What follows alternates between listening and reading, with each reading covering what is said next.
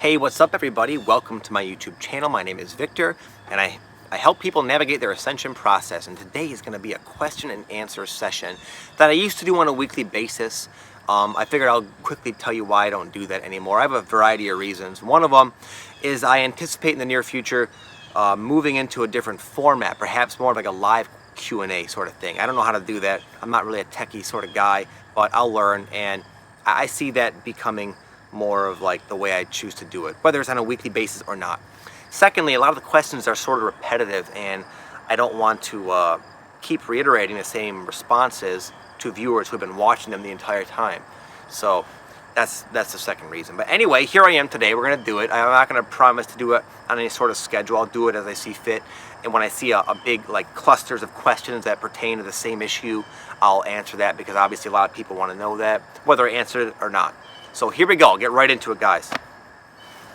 And by the way, it feels good to be back, man. I had a really tough last few last week or so, man. I don't know how you guys felt, but I felt really out of it. I was unable to make a video. I almost never go a day without making a video, and I just had to. I was unable to make them. I was too embedded in my ego and just going through too much inner turmoil, and the video, I tried a few times, they just sucked. They weren't good. So it feels good to be back.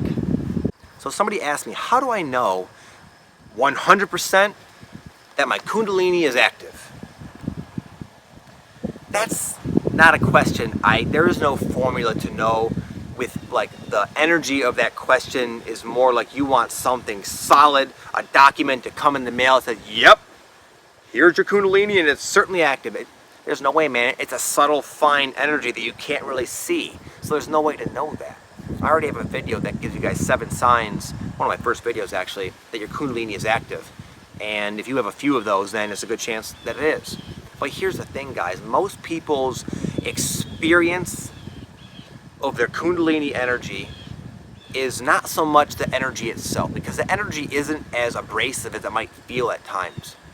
The sensation is the friction of that energy bumping up against all the different blockages that we have in our consciousness. Like when I first awakened my Kundalini, I felt it I was all over the place. I would have such intense energy surges, and I would feel it coming on. I remember just have this one memory. I suck at guitar, but at the time I was trying to teach myself, and I plucked a certain chord, and I just almost felt a presence, like a presence of but I knew what that meant. It's like the Kundalini's here and it wants to move around. I learned that was the notion, and it was so powerful that I had to put the guitar down, and I just lay on the floor, and then it would just gush through me like such a powerful energy that it really seemed like I was unsure if my body could actually handle it. But that wasn't because I had so much more Kundalini than everybody. It was that I had so many more blockages than everybody. And a lot of people, because they're on the awakening process now, whether they know it or not, that's the whole reason I would recommend anyone trying to awaken their Kundalini is to facilitate this awakening process and even like speed it up a little bit. But a lot of people's awakening is just sort of happening now with the energies being so different, and therefore their Kundalini is going to awaken in a fairly graceful way, where you might not be able to necessarily discern any of the symptoms like I just described, but it doesn't mean it's not active. What's important is not if your Kundalini is awake. It's you becoming who you really are.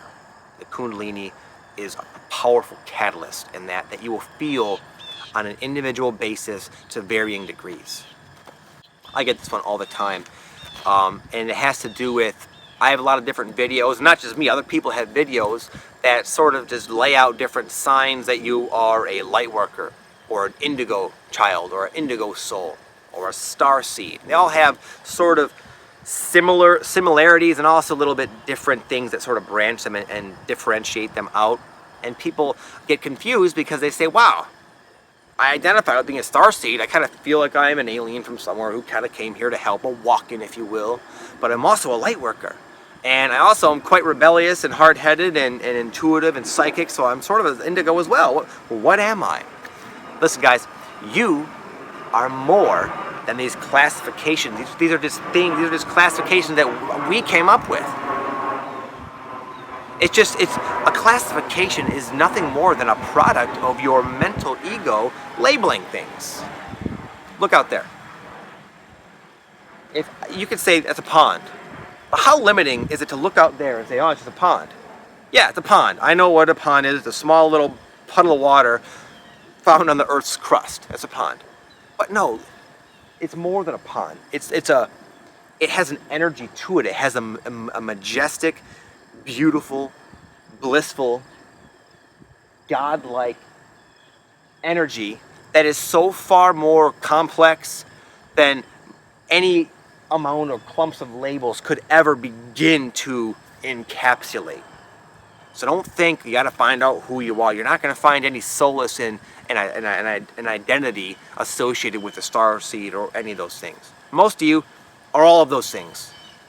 If you're a starseed, implying that you are someone who primarily dwelled in other realms, perhaps as another species, not necessarily human, most of your lives, and you came here knowing you'd be very sensitive to the energies that are coming in the planet, knowing that you would awaken yourself and be a shining example for all of humanity, then that is, in a sense, you're also all of the other thing. Because someone like that, someone who identifies with that, a starseed, is here to change, is here to offer a vastly different way of being on the planet. So in a sense, you're also an indigo.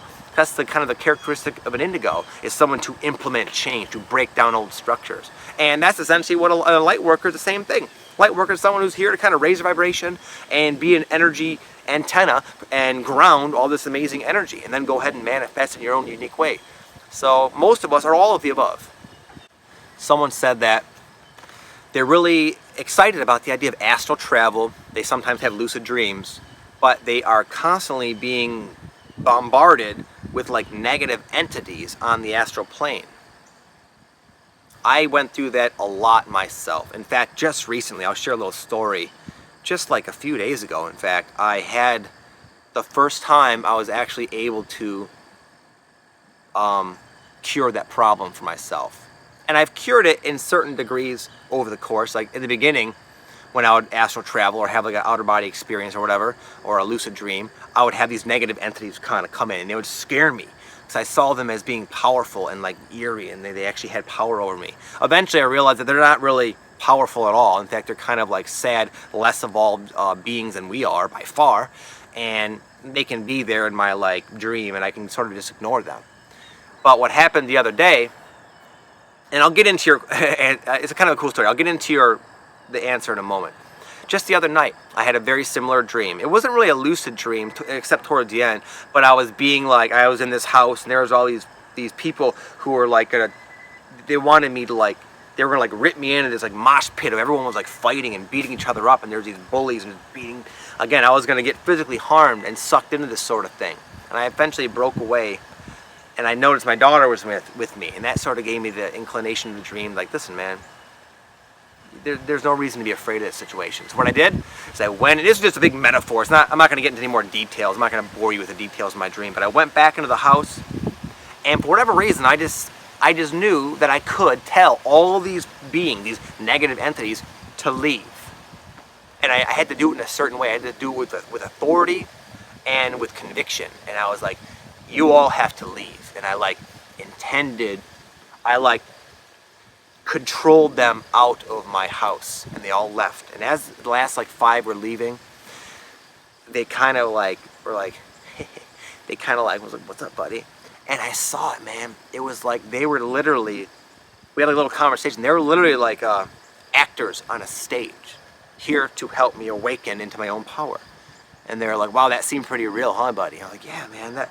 It was all so clear and also obvious that they were only there because I was embodying a state of disempowerment, and they were a reflection of that. And as I've been growing and evolving and raising my vibration, just like you guys are all doing yourselves, I was able to come to a particular threshold where I was empowered enough to where it was just very obvious to me that these beings have no power over me. Not merely where I can just ignore them and kind of skate through them, no, where I could control them and say, bye-bye.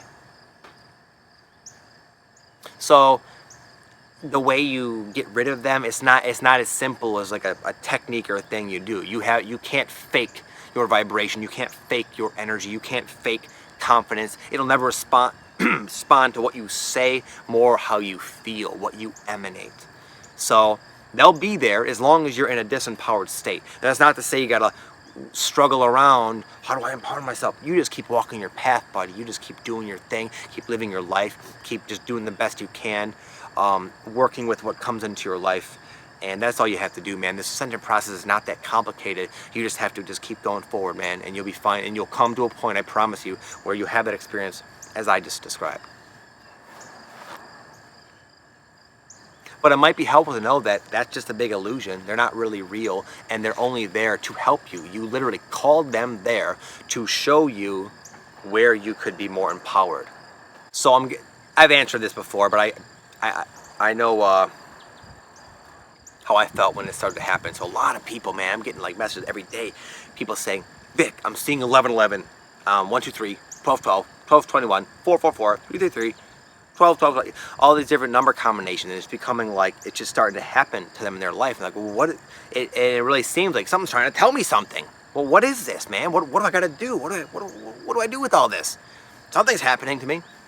And all that's happening to you is you're being shown that you are in the process now of spiritual awakening, of an ascension, of an illumination, of a transcendence, a transfiguration, a transformation. You're in that process now.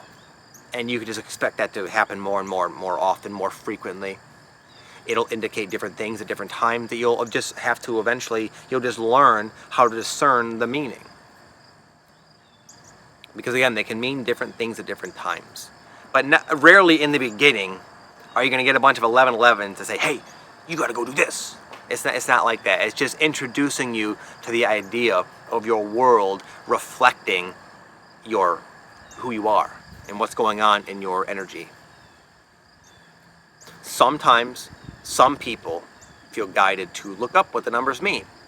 And if that's you, you can see, oh wow, then that'll help illuminate. Perhaps there is a message for you, but that's not the case for everybody, guys. Nothing, not numbers, no nothing has any built-in meaning. Means the same thing for everybody. Okay? Maybe 1111 to you is just saying, hey, it's like a wink from the universe, from your spirit guides, from your higher self, whatever you want to call it, just saying, hey, we're here. You're here. It's here. Some people who want to delve into that sort of information more deeply, it might be a way because they know your guide, your higher self will know that this person, you, is going to go ahead and look up the meaning, and that's a way to kind of convey a message. But it's all individual, and the way you know what to do is just how you feel. If you feel very excited about looking up, maybe you're getting 444, like all the time, what does that mean? Well, go look it up maybe, if you feel guided to do so. Otherwise, it's just because you started to focus on it, and therefore you're drawing it more. So 444 is like your synchronicity. Something that works for you, that you're putting energetic momentum into. Somebody asked me, how do I stay motivated during my ascension process? A lot of times we go through these cycles where we then suddenly feel compelled to like eat healthier, start exercising, start reading, pick up these positive habits. And then we lapse into another funk. It could last a day or a month or a year. We're in this funk. And we have like zero, negative 100 there's a zero motivation level to do any of those things. We feel like it's not going to happen. I don't feel it. I'm way too in a funk. I'm way too tired to do any of these things. And this person asked me, what do I do to stay motivated during this process? Now, I could easily answer this question, and in my opinion, in my own perspective and experience, it would be valid in two different ways.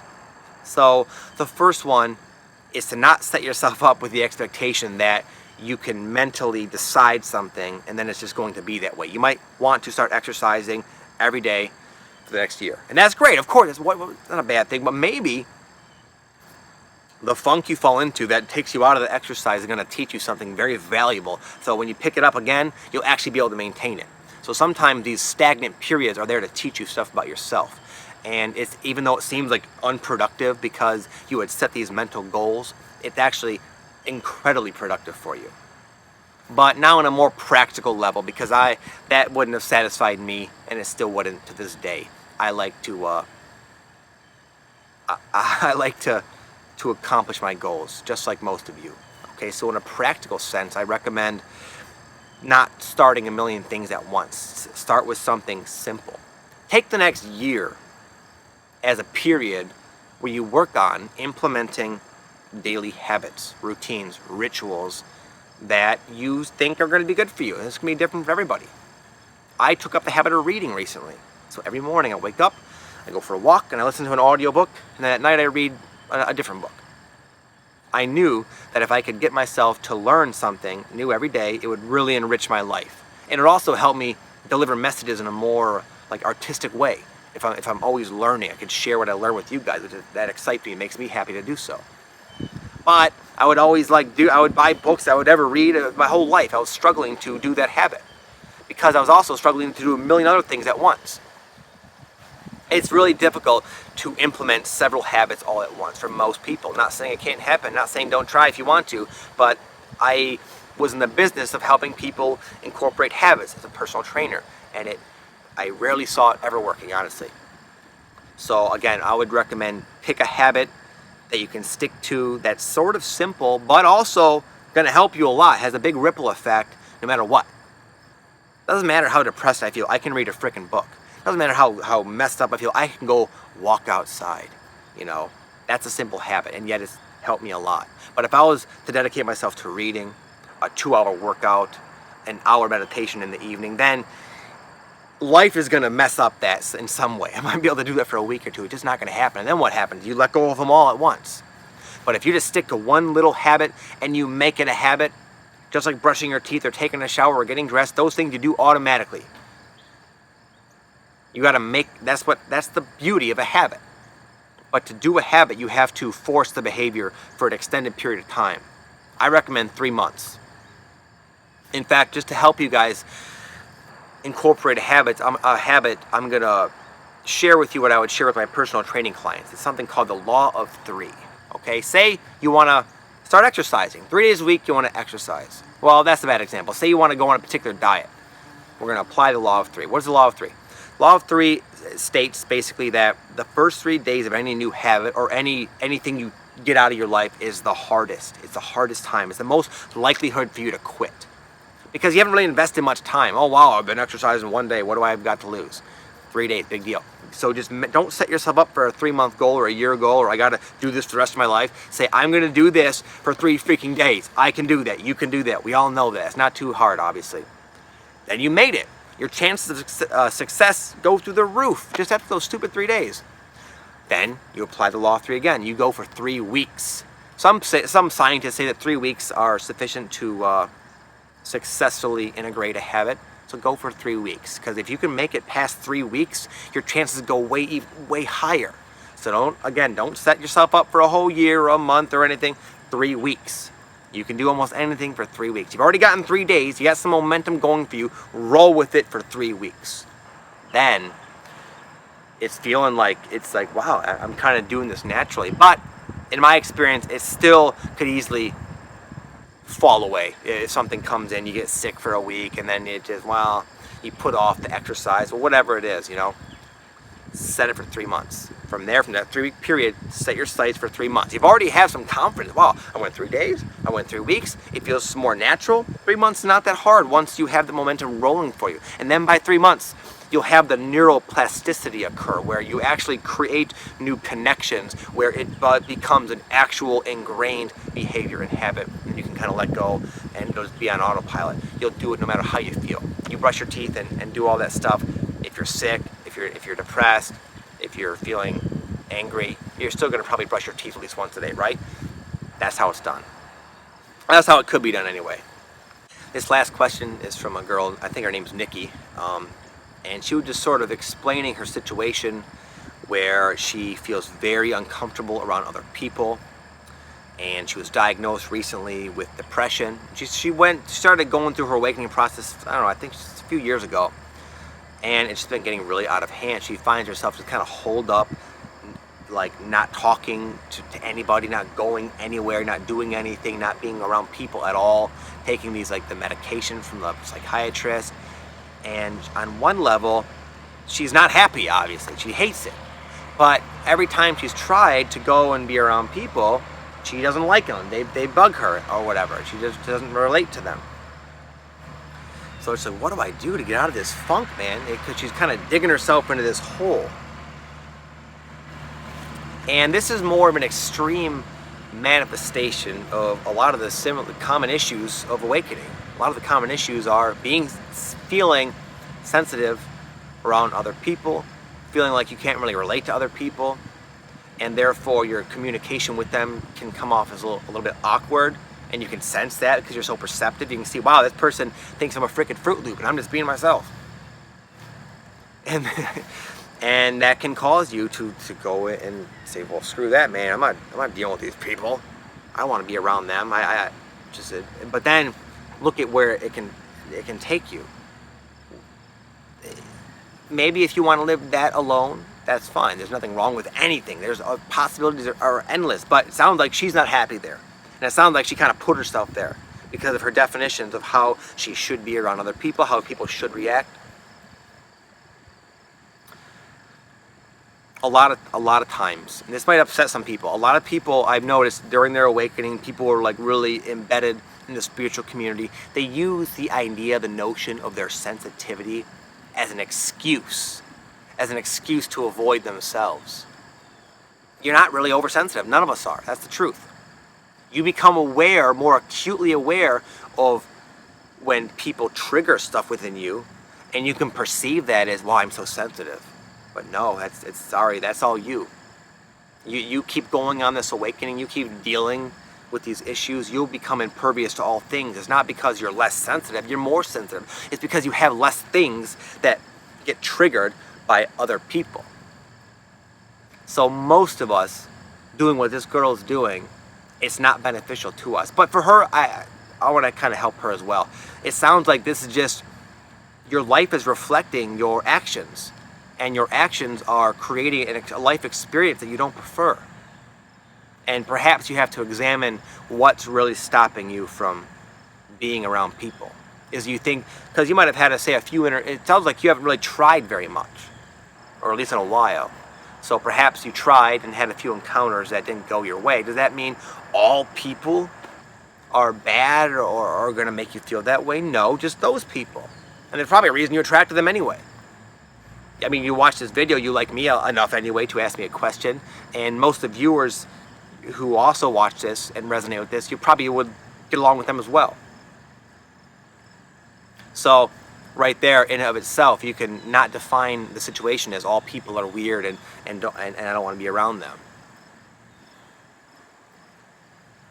Another thing is when you go and ask other people to tell you how to feel better, like a psychiatrist or a therapist, many times it has their place. I'm not saying it doesn't, but a lot of people go outside of themselves to be fixed. Oh, you're just depressed. That's it. Here's this. Bye-bye. And then you go home and you're not fixed. You got this new classification. You got this new bottle of pills. Makes you feel kind of like neutral and numb. And you're not fixed. It's about self-responsibility and self-empowerment. That's the key. That's the key out of all of this. You can have an amazing relationship. There's many people on this planet that you would love to be around, that are waiting for you to break out of your funk and out of your chains that you've sort of placed on yourself to go see them. But it's just going to take a little bit of self-inquiry, self-introspection, inner work, and courage, because you've gotten yourself so far that the more you isolate. We are social creatures. Even you aliens who came, or extraterrestrials who came into a human body, you're a social creature because you're a human right now. We're not meant to just completely isolate and not be with anybody. For most 99.99% of people, that's not going to lead to a happy and fulfilling life. I had a very similar situation with my addiction.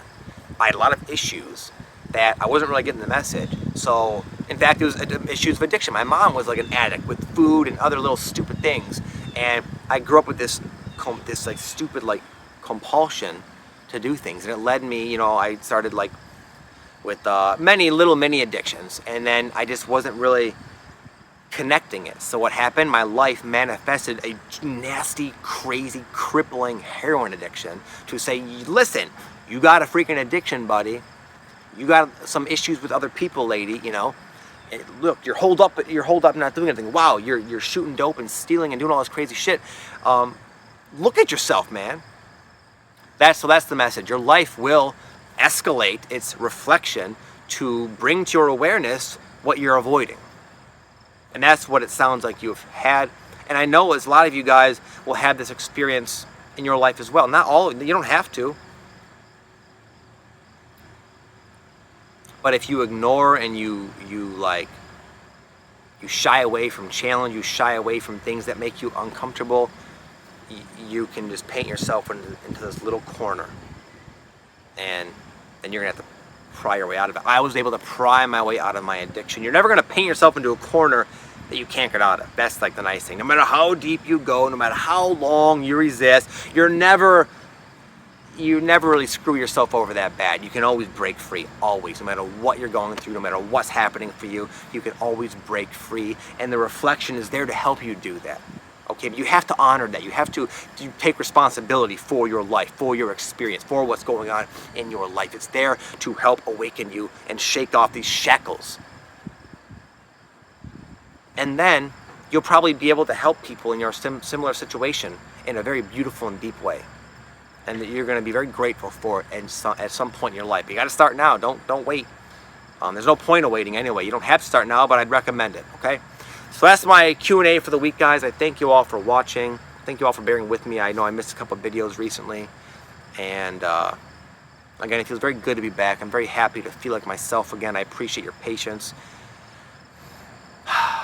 And I will talk to you guys soon. Thank you very much. Love you. Peace.